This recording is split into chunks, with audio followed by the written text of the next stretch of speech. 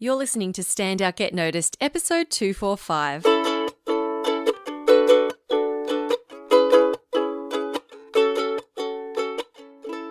Hi there, Rockstar, and welcome to Stand Out, Get Noticed. I'm your host, Christina Canters, speaker, coach, and founder of The C Method, where I help high-performing professionals and business leaders to build powerful communication skills.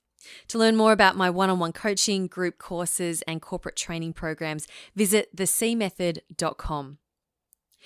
Now, building communication skills, building powerful communication skills, requires a certain commitment to getting outside your comfort zone, which means facing your fear. And in all the work that I do with my clients and in my workshops and my teachings, we have a very strong focus on this, on helping people to lean into their fear. And this could come up for you, it might be speaking up in a meeting, maybe publishing an article online. It could be delivering a presentation, answering Q&A, speaking to senior level people. We encounter situations in life all the time that bring up feelings of anxiety, nervousness, and fear for us. And I'm a big believer in that we need to constantly practice getting out of our comfort zone in order to learn, in order to grow, in order to achieve things that we perhaps once thought were not possible. And to prove that this theory works, I like to set my own comfort challenges and report back to you here on the podcast to demonstrate that I too experience fear and anxiety and discomfort, and that I am on my own learning journey. I'm not some superhuman, who doesn't feel fear, or I'm able to just do everything I set my mind to. It's, with ease. It doesn't happen that way. So my intention with this podcast is, one of the intentions is to inspire you to think, well, if Christina can do it, then maybe I can do it too. So if you've listened to this podcast for a while, you'll know that I've done things like stand-up comedy. I went busking, so that's street performing on the street with my ukulele. I jumped out of a plane. So I've done a bunch of different things and shared my experiences on the podcast and to share with you, what I was going through in terms of my mental pain and fear.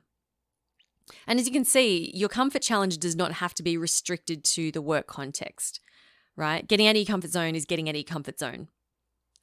But my belief is that if you can practice getting out of your comfort zone in any situation, in any context, that's then going to build your resilience and your comfort with being uncomfortable, right? Which will then help you in whatever it is that you're looking to achieve in life. And in the context of this podcast and the work that I do with my clients, it's around achieving impact and success in the workplace.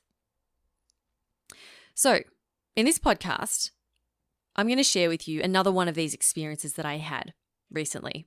And this was one of the biggest challenges I've ever taken on.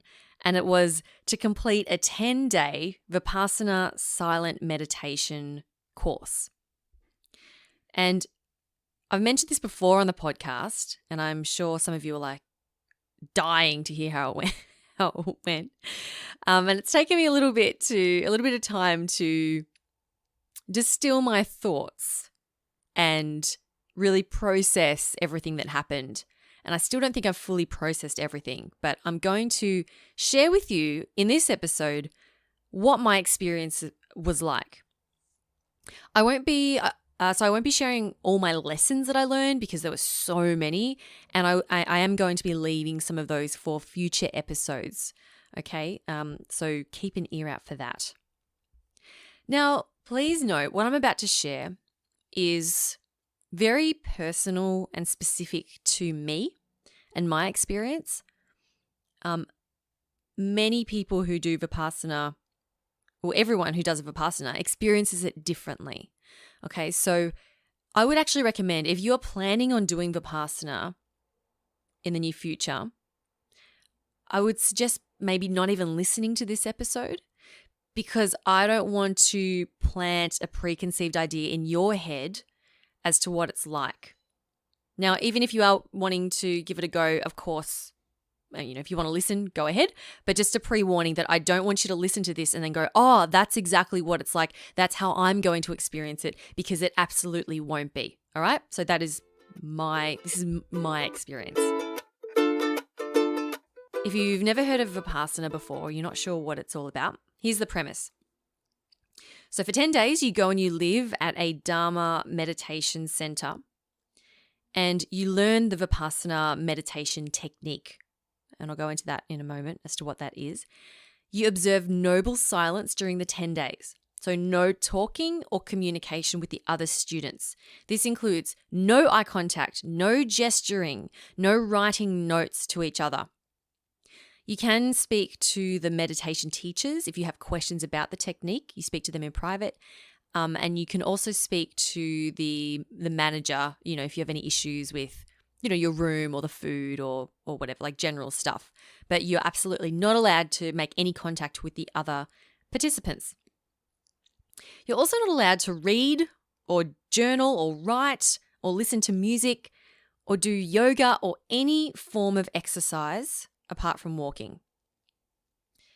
And of course, phones and laptops are strictly banned. In fact, they confiscate all your devices at the start of the course and they return them to you at the end. Some of you are thinking already, that sounds like my idea of hell. Now, leading up to the course, and I do this whenever I set myself a big challenge, I told everyone that I was doing it. I announced it to my podcast listeners. I told my email subscribers. I announced it on Facebook to my Facebook friends, and basically told everyone that I met what I was up to over the Christmas break. And I received numerous messages and responses from people wishing me luck, expressing how they could never do such a thing, asking how I could handle being silent. So thanks everyone for your concern. So anyway, Aaron drove me there on the day, and they take your phone and valuables when you register. You then go find your room. I was in a dorm with 5 other women, and you get like a single bed in this narrow room with like enough space on the side, maybe for a yoga mat. Like that's how narrow it was. And you bring all your own bedding and pillow and towel, doona, everything. And so I brought all my stuff in and I set it up, and I had like my little alarm clock because, don't have a phone. Yet I had to go buy like a $2 alarm clock. And it was so funny, like the other women in the dorm were like, do you know how to use one of these? Because we'd all bought these alarm clocks and we're trying to like use the dials at the back to set them because everyone just uses their phone. We were allowed to talk, by the way, on that first registration evening. So we were able to quickly, maybe introduce ourselves to some people. And then on that first night, we watched an introductory video, and then we had our first meditation. And then the next morning was when it properly started. Okay, so here's the schedule for the day. 4 a.m. wake up bell. Some of you are already like, okay, definitely this is hell. 4 a.m. wake up. 4:30 to 6:30 a.m. meditate. So 2 hours in the morning. 6:30 to 8, breakfast and rest. 8 till 11, meditate. 11 till 1, lunch and rest. 1 till 5 p.m., meditate. 5 till 6 p.m., you get a cup of tea and a banana. So no dinner. 6 till 7 p.m., meditate. Then from 7 till 8:30 p.m., we would watch a video of the teacher's discourse where they would talk about the technique and some of the pain we might be going through at that moment in time, which was always very pertinent. 8:30 till 9, we did a quick half-hour meditation to round off the day, and then from 9 to 9:30, you go to bed. Repeat that for 10 days. Now, before I left for this course, I had been telling people that it was a retreat. I was calling it a meditation retreat. Now, I discovered very quickly that this was not a retreat. A retreat to me is like a relaxing, escape where you get to, chill out and do some mindfulness practice, maybe do some yoga, do some things that are healthy for you, right? So you come back feeling rejuvenated and refreshed. This was a course or more like a meditation boot camp. It was not meant to be easy. In fact, I thought of it like a military boot camp where like they break you, like they physically and mentally break you down so that they can build you back up again. It's meant to push you to your physical and mental limits. That's exactly what this course is like. And from what I've learned, for something truly transformational to happen, and this goes for sort of anything in life, oftentimes we have to endure the biggest challenges. My neighbor, actually, he moved in to our apartment building a couple of years ago. And I remember he introduced himself to me and I was like, oh, so, what's your story? Like, where have you moved from? And he told me how he's a plumber and he'd been on the roof of a building and he'd fallen off the roof, fallen through the roof, and he'd basically broken every bone in his body. Like he was very, very badly injured. And he'd spent 2 years in bed, living at his parents' place, just healing, trying to recover. And finally he was able to move out. In fact, he might be listening to this. Hi, Chris, if you're listening. And I remember speaking with him and he said that even though it was so painful and such a difficult and frustrating process for him, he said, you know what? It's actually been the best thing that's ever happened to me. He said, he goes, I listen to a lot of podcasts. I've done a lot of personal growth. And he said, and having that time in bed with nothing to do except read and listen to podcasts and watch videos and learn how to, motivate myself and grow into, the person that I want to be. He said, that's actually been one of the best things that's ever happened. And I'm sure that you listening, you've had an experience or someone who's had an experience where they've gone through something really, really difficult, be it a health issue or maybe, mental health issues where they've really struggled, but then they've come out of it the other side, in a much better place, or it's helped them to create that transformation. This meditation course to me was like that. But I didn't realize this until much later in the course. Okay. So for the first week, so how did I go, right? So day 2, I was thinking day 1, I was thinking to myself, this is horrible. Why on earth did I sign up for this? In fact, why on earth would anyone sign up for this? Why are there people coming back to this? Because about a third of the course were, quote, old students, students who have done the course before, and they're back for a second or third or even, 10th time. I was thinking, how are these people even here again? And I started to hate myself for signing up for this thing. I was like, this is the worst. I was bored. I was frustrated. My body was aching from all the sitting. People ask me, how could you not talk for 10 days? The no talking was the easiest bit. It's not like I'm about to burst to talk. It's not like I'm going, oh, I must talk, can't hold it in. It wasn't like that at all. The hardest bit was sitting on my butt for 10 to 11 hours a day.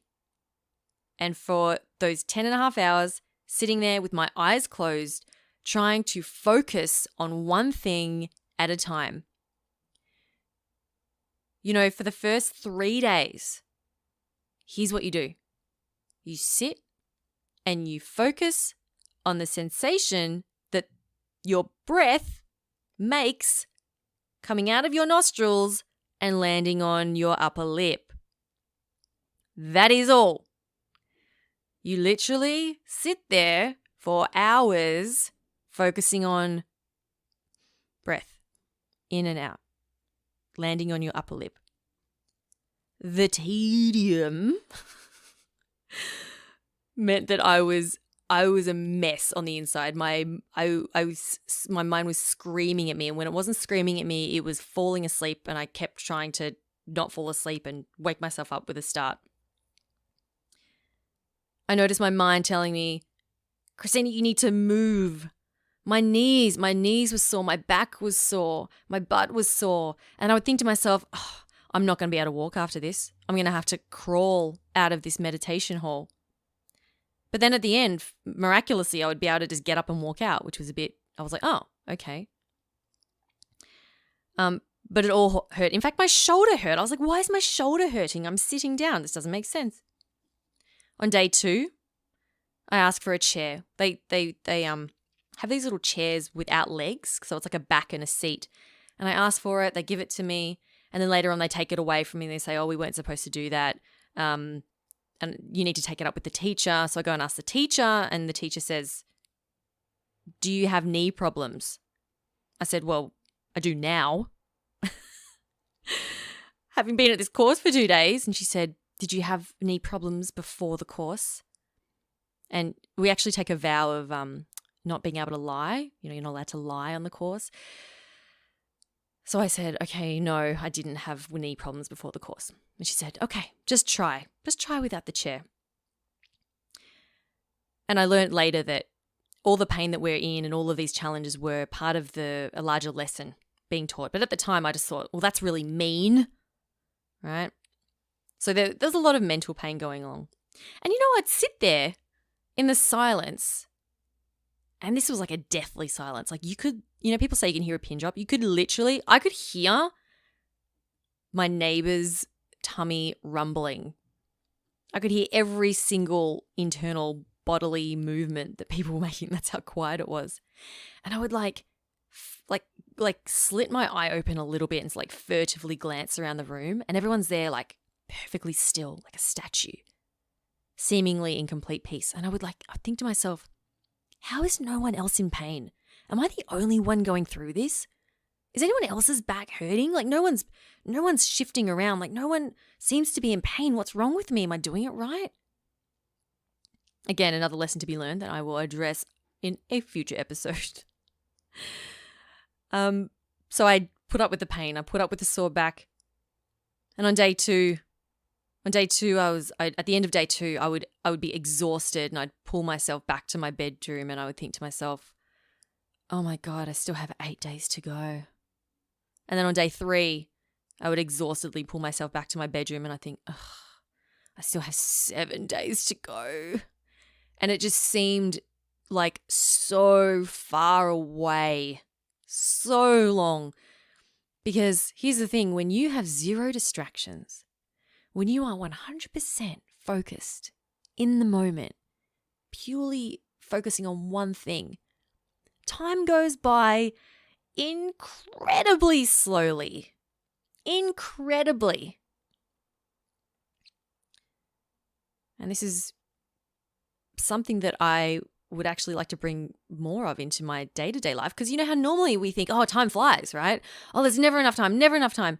It's because we're rushing around all the time with all these distractions and so many things going on. We've got our phones and our laptops and people making calls, and then we're driving at the same time while we're trying to, walk through the train station and check our email. Like we're doing all this stuff at the same time. When you take all of that away and you just sit and you're observing your breath, man, time really slows down. So here I was stuck in this vortex of stillness and snail-paced time for a whole week. For the first week, to be honest with you, I was completely miserable. Completely miserable. And in fact, on day 3, I contemplated leaving. Well, I contemplated what would happen if I left. I was toying with the idea. I thought, okay, what's going to happen if I leave? I'm going to have to call Aaron. He's going to come pick me up. And then I thought, what am I going to do? Am I going to go back to work? I'll go back to my business and do work. And I was like, I don't really want to do that. Because as much as I love my business, I'd sort of decided that I was finished for the year. You know, when you mentally check out, I was like, well, I don't want to do that. And then I thought, but I don't want to sit around and watch TV either. And then I thought of you. I thought of you, Rockstar, all my podcast listeners. I thought, I have told everyone that I'm doing a 10-day meditation course. If I leave on day 3, What am I going to say to everyone? Oh, the shame. And my mind started to eat away at me going, Christina, how shameful. If you leave, you're going to be a failure. Everyone's going to think that you're a failure and that you can't do things that you set your mind to. And you want to show people that you can do stuff. Oh man, our minds can be cruel to us. Of course, by day 10, I realized that if I had left on day 3, there would have been no shame. No shame at all. Because by day 10, I had developed enough compassion and love for myself that I realized, you know what, if I'd left on day 3, that would have actually been a great lesson for my podcast listeners to show people that, hey, I fail at things and that's okay. I'm human, just like you. I'm not perfect. And look, I said I was going to do something and it didn't work out, but you know what? I'm okay with that. But the irony is, Rockstar, the irony is that it took me 10 days to learn that. If I had left on day 3, I would have been in so much pain that I would not have been able to have that compassion for myself, to forgive myself, to be okay with it, to see that there's no shame in leaving. It took me 10 days to learn that. So anyway, it was my competitive side and also my fear of disappointing others and fear of failure, which, maybe not the best reason for it, but that's what kept me there. I'll be completely honest with you. That's what kept me there. I was like, I'm going to stick this out. I'm going to do it. I don't care how hard it is. I'm damn well going to do it. That's pretty much what kept me there. So I stayed. And I stayed, and I kept on doing it one day at a time. And I decided to, in that first 7 days, I did shift my mindset. I had to remind myself, Christina, you chose this. No one's forcing you to be here. You decided that you would sign up. You were excited to come here.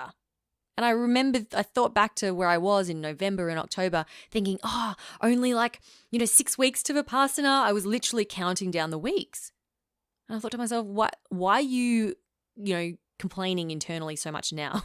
Just stop your complaining and just be with it and just trust that it's going to get better.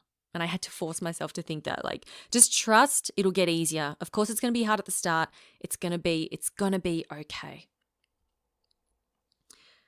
So, by the way, this is one reason why they don't want you to talk to the other participants. Because can you imagine, everyone all at once just complaining to each other? Because that's what it all would be. This is so hard. This is horrible. I want to go home. Do you want to go home? Yeah, let's go home. Yeah, I'll give you a ride home if you want. That's how it would happen. So, and it's also so important that, this journey is a very individual journey and it's an internal journey and people need to experience it for themselves.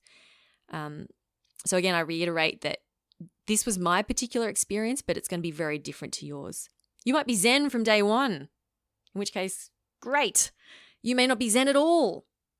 For me, I had what I call my epiphany on day 7. And it was from a lesson that we learned from one of the videos, the evening discourse teacher videos.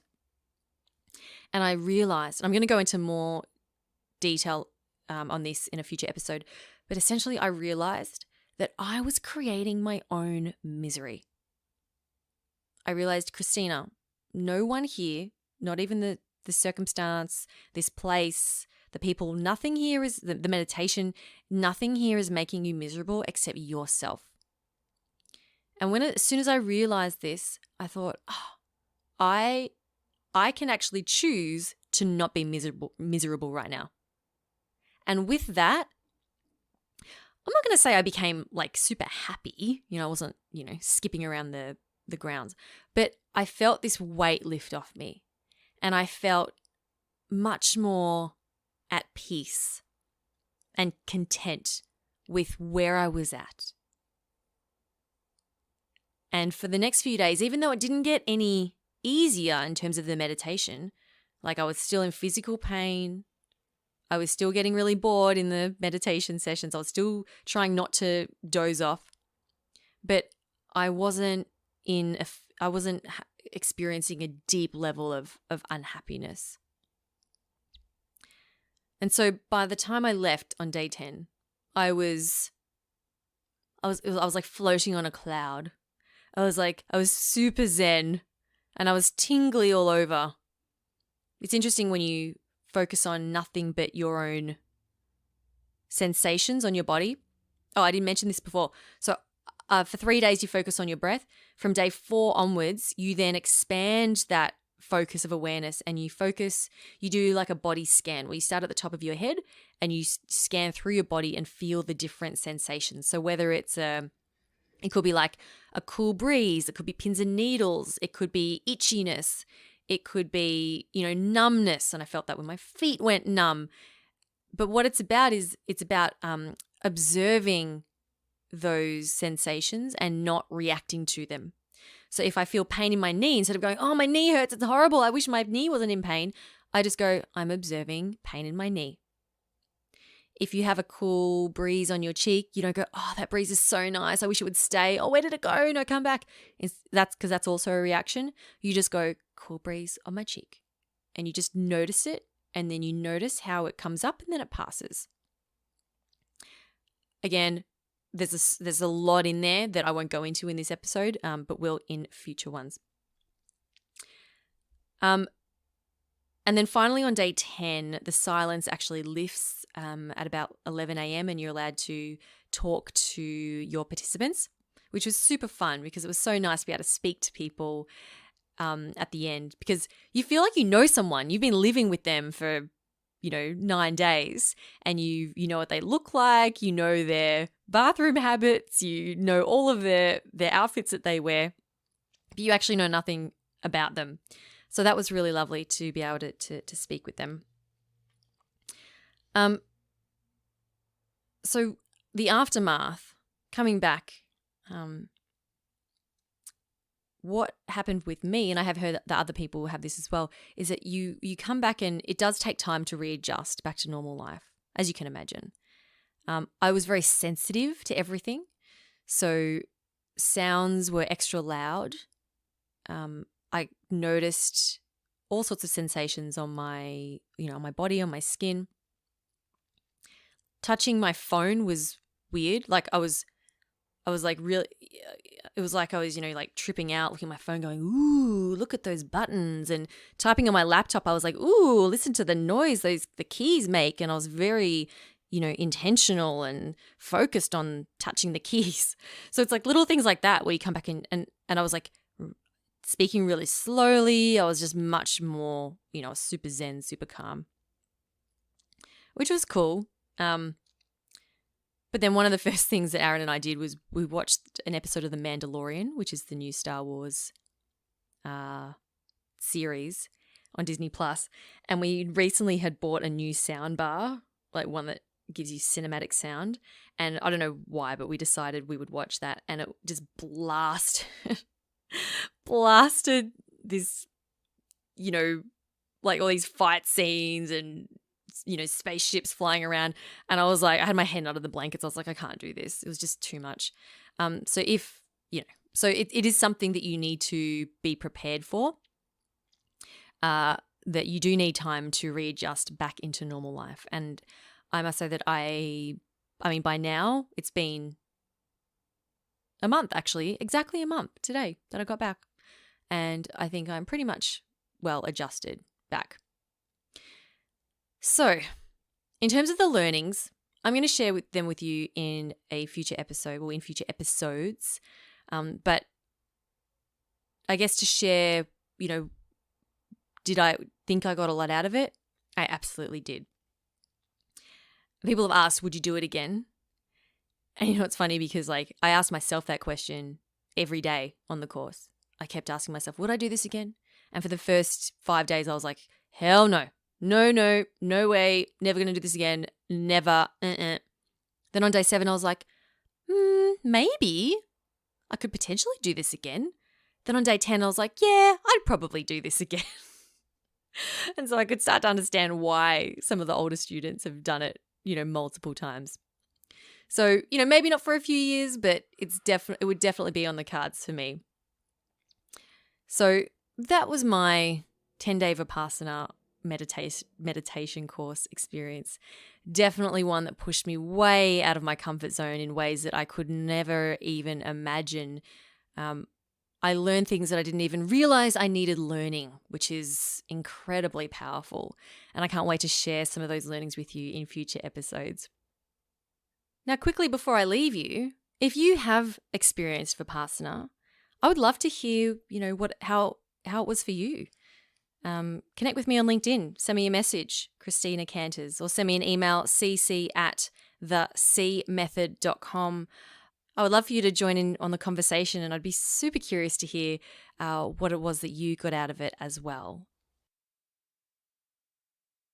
Well, I hope that this has at the very least piqued your interest in not so much doing Vipassana, but taking on your own comfort challenge and doing something that maybe is outside your comfort zone, maybe something that makes you feel a little afraid, but at the same time you have this feeling within you that it's important to do and that it would be really beneficial for you if you did it.